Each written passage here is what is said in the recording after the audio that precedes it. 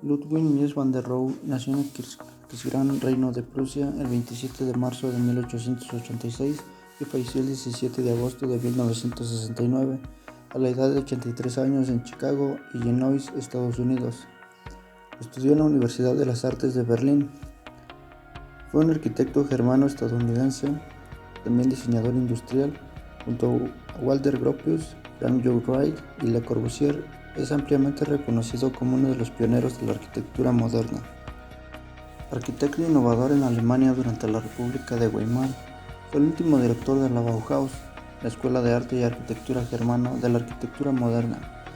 Con el ascenso del nazismo al poder que se oponía a la modernidad que esta escuela representaba, se ordenó su cierre y Mies emigró a Estados Unidos.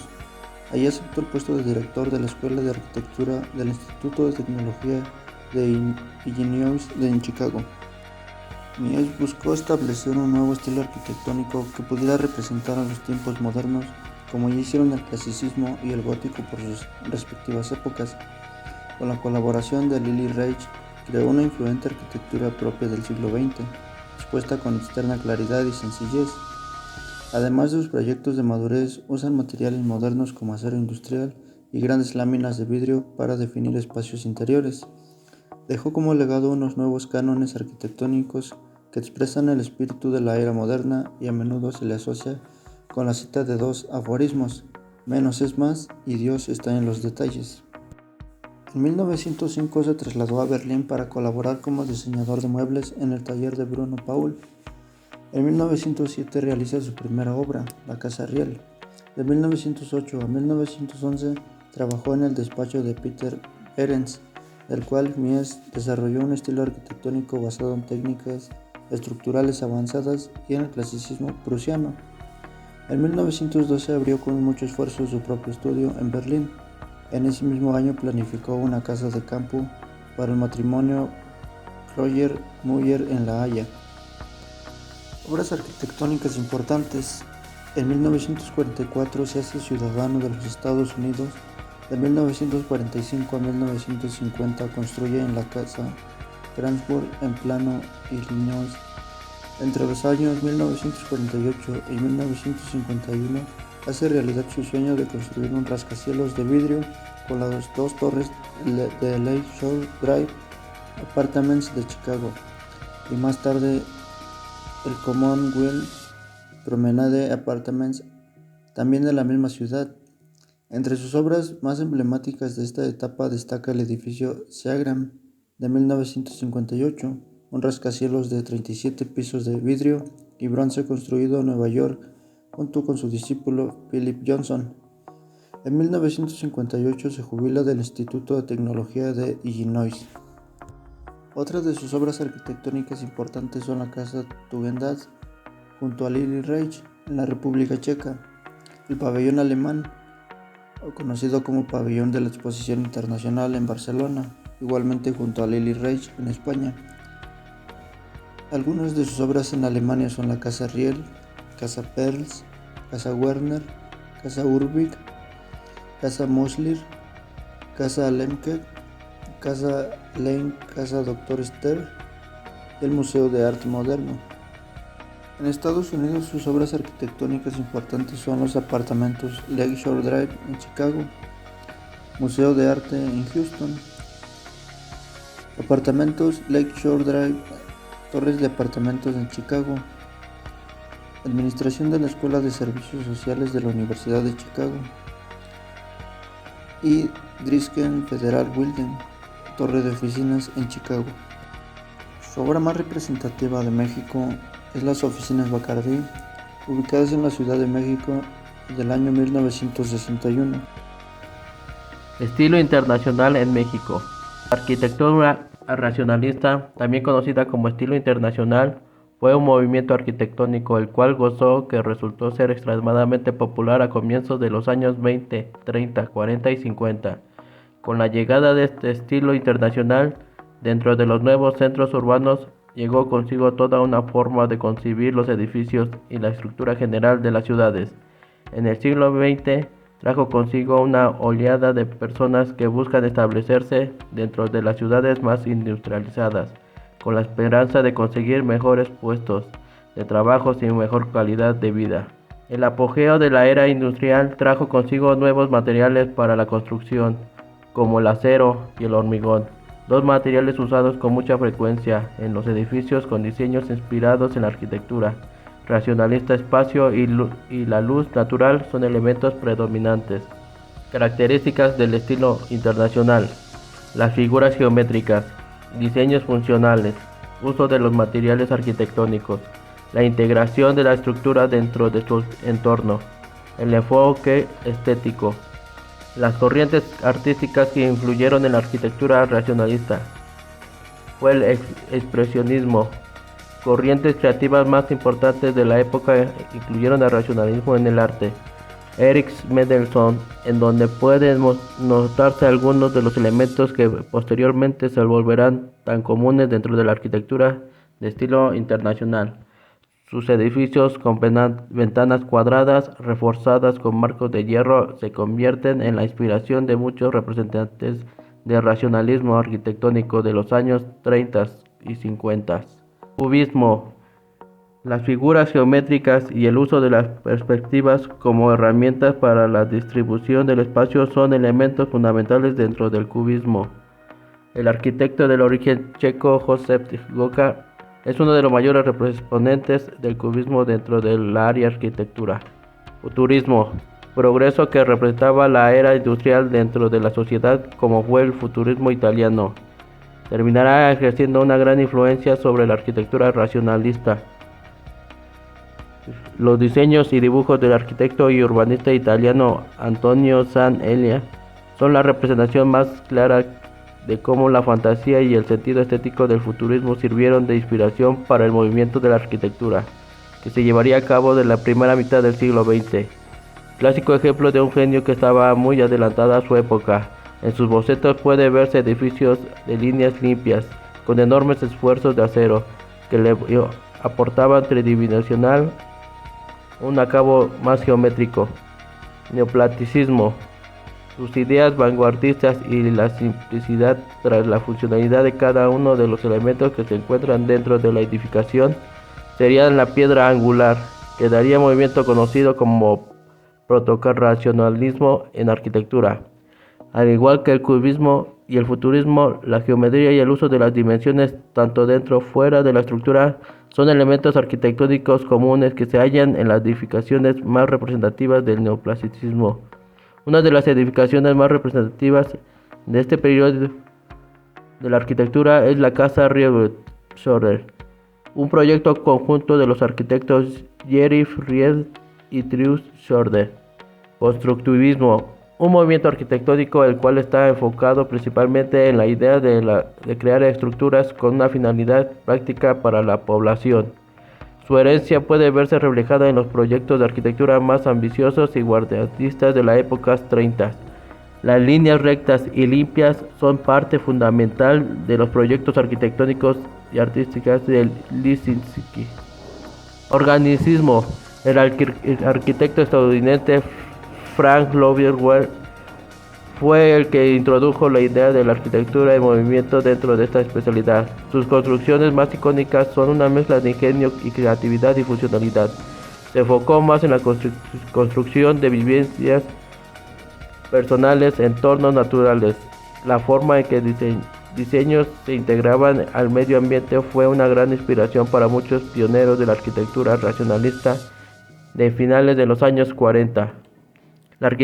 La arquitectura racionalista en México no solamente se enfoca en la estructuración de los espacios urbanos para cubrir con todas las necesidades habitacionales y laborales de sus pobladores, sino que además la estructura servía como un tributo para la herencia cultural de las culturas prehispánicas que aún hoy en día tienen una enorme influencia para la sociedad mexicana, como Sociedad Universitaria de México.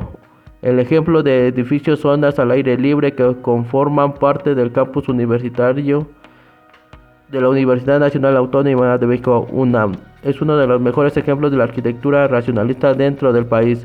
Sus edificios geométricos con paneles de vidrio permiten la entrada de la luz natural, decorados con obras de arte de la era moderna inspiradas en los símbolos más representativos de la cultura azteca. 2. Museo de Arte Moderno de la Ciudad de México. El Museo de Arte Moderno, ubicado en la Ciudad de México, MAM, es un edificio único y sumamente representativo del estilo internacional dentro de Latinoamérica. Esta estructura cuenta con una forma geométrica la cual permite replantear por completo el espacio interno del edificio. La distribución circular de la fachada resulta algo extremadamente muy ventajoso, especialmente si tenemos en cuenta la cantidad de visitantes que el museo puede recibir. 3.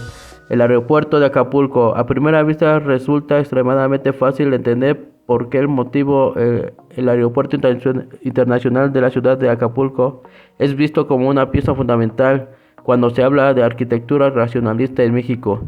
Se trata de un clásico edificio con un diseño industrial hecho principalmente con acero y paneles de vidrio que permiten sacarle el máximo provecho a la luz natural.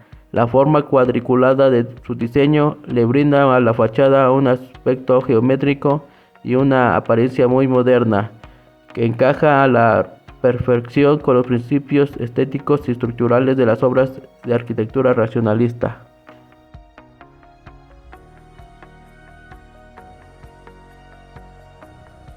La Facultad de Arquitectura de la UNAM tiene una tradición de más de 2 siglos, heredada de la antigua Academia de San Carlos. En sus aulas se ha formado la mayoría de los mejores arquitectos de nuestro país, algunos de ellos de reconocida fama internacional, por lo que la facultad ha tenido y tiene un papel relevante en la construcción de la arquitectura nacional. Esta comisión ratificó a los arquitectos Mario Pani, Enrique del Moral y Mauricio de María y Campos como directores y coordinadores del proyecto de conjunto y les otorgó la facultad de designar a los arquitectos que se harían cargo de los proyectos de las diversas facultades, escuelas e institutos. En 1948 iniciaron las primeras obras de infraestructura, drenajes, túneles y puentes. Sin embargo, por diversos motivos, entre ellos la escasez de recursos económicos, las obras avanzaron lentamente. Gracias al interés expresado por el presidente de la República, los esfuerzos fueron renovados. Como parte de ello, la UNAM decidió constituir el patronato universitario y se nombró presidente al licenciado Carlos Noboa, director del Banco de México, y vocales al licenciado Eduardo Suárez y al contador David Thierry. El proyecto fue dividido en varias zonas: escolar, habitaciones de estudiantes, prácticas de deportes, estadios de exhibición y servicios comunes. Se determinó que el conjunto se proyectara para recibir a un máximo de 25,000 alumnos, ya que en ese entonces la UNAM contaba con menos de 15,000. Asimismo, se plantea la conveniencia de incluir un museo que fomentara el conocimiento de las artes, particularmente en México, y permitiera la puesta en exhibición de exposiciones temporales. El primer antecedente que se tiene registrado en torno a un proyecto de construcción de una ciudad universitaria data de 1928. Los alumnos de la Escuela Nacional de Arquitectura, Mauricio de María y Campos y Marcial Gutiérrez Camarena, presentaron una propuesta al respecto como parte de su tesis de grado. 3 lustros más tarde, la idea empezó a materializarse.